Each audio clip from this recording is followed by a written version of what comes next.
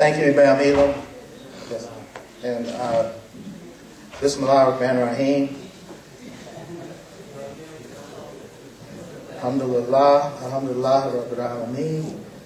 Ashhadu an la ilaha illallah wa ashhadu anna Muhammadan abduhu wa rasuluh. I witness that there is no God or deity besides Allah worthy of worship, and I bear witness that Muhammad ibn Abdullah of Arabia is his servant and messenger. Assalamu alaikum.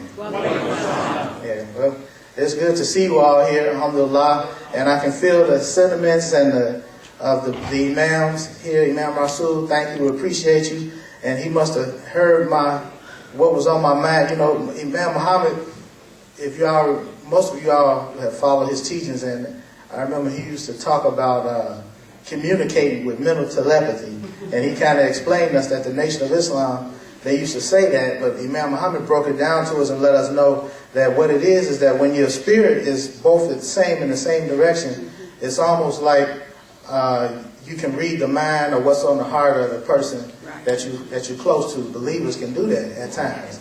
And I said, man, these brothers, they took all my material, everything I was going to say. That's why the best thing I can do right now is ask you all to go back and reflect. We're recording this, so we may put it on the website and you can watch it on the video. But listen to what they said and take it to heart, because what they're saying is the truth. And in plain language, they're saying it from their heart and their way. I was going to say it a little bit different, but the problems that we have, we wise. I used to tell, I still tell my children, you all know my wife and I, we raised our babies, got them in high school, and I got one daughter in college. She's about to graduate this year, and then my boys are 15 and 16, and they about to graduate a couple of years from high school. So we started all over. We got little babies in the house now. One will be 2 next month, and a newborn. So I would tell my boys, I see them getting frustrated because family have to work together. That's the only way I can do what I do. You make more progress. Allah bless you. Your family is a blessing. That's more hands. I tell people all the time, I don't have 2 hands. I got 20 hands. My family, well, where's 5 of us? How many of us? 5 kids. I have 22 hands. My wife. And as a leader of the home, I can ask for their help. My wife, remind her, she just not getting used to it. I always remind her, I say, we got 2 teenage boys in the house. I know you like calling my name, but I wish you call them every once in a while. They love to help. They got more energy. I hear them running up and down the steps all day. I do it 2 or 3 times. I'm more out. So, alhamdulillah, our issues that we have with our young people, I tell them, I said, you got to change your strategy. I ask them, I said, you smarter than the 2-year-old, right? A baby, reminding him he's a baby. You're smarter than a baby. You don't have to get frustrated with him, emotional, or discipline him. You can outthink him. He's bugging you and bothering you. Just look around you, and Allah bless you with a mind. And you might not have a toy. Some people would like to shake a rattle at a baby or offer him a bottle of juice or a toy. But my son, he don't want something artificial. He want what you got. He want to jump up and play with the keyboard or take the paper you writing or the pen you write without your hand. So what I do is I say, you smarter than a 2-year-old. I took a little piece of paper and showed my sons, and I looked at the paper, and we can act. We act like we can't act. You can act, and you can project the spirit that this piece of paper is really interesting. Fold it up. Something I was going to throw in the trash. No, I didn't. I took the paper out of the trash. I reached in the trash can, folded it up, and played with it for about 15 seconds. I gave it to the baby. And he was distracted. He forgot about what he was bugging him about. So with our youngsters, our teenagers and our young adults, they, when you tell a person the truth, it affects them in a way where it hits to the core of their soul.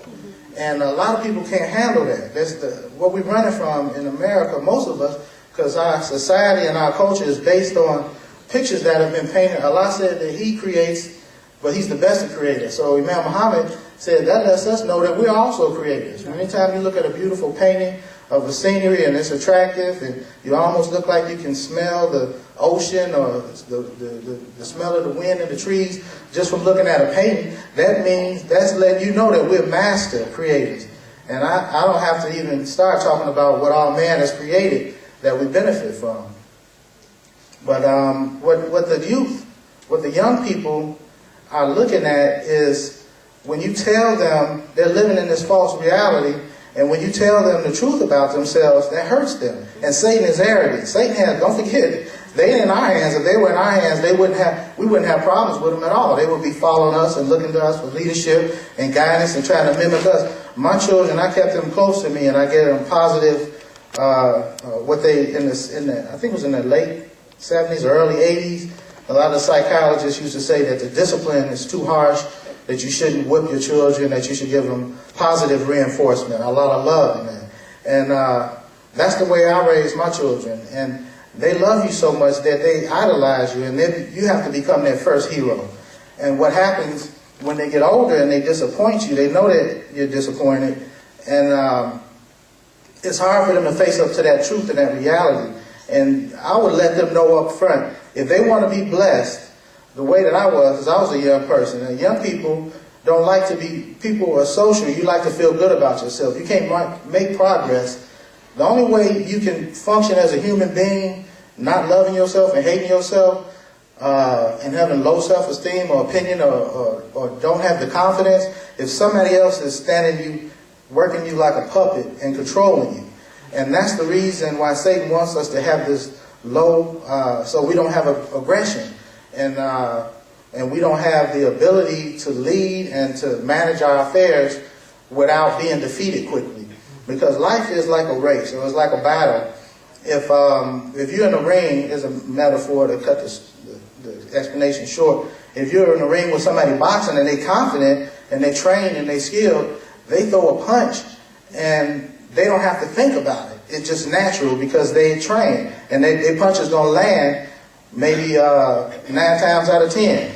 But if you're not confident, your thoughts can take you away from that moment, and you've lost the fight in one punch. And that's the way life is. That if our children don't have the confidence and don't have the security, and the only way they're going to get it, society is not trying to make them free and leaders. We are. So the only way they're going to get it, they got to get it from us. So we got to change our strategy. We got to either catch up with the modern times and give a little love. I hear them talking about tough love. Sometimes love can be too tough. And if you're dealing with something as arrogant as the shaitan, then the more you try to convince the young people that, hey, I'm standing my ground, this is right, you know this right, you should do this and that, the harder they're going to resist you.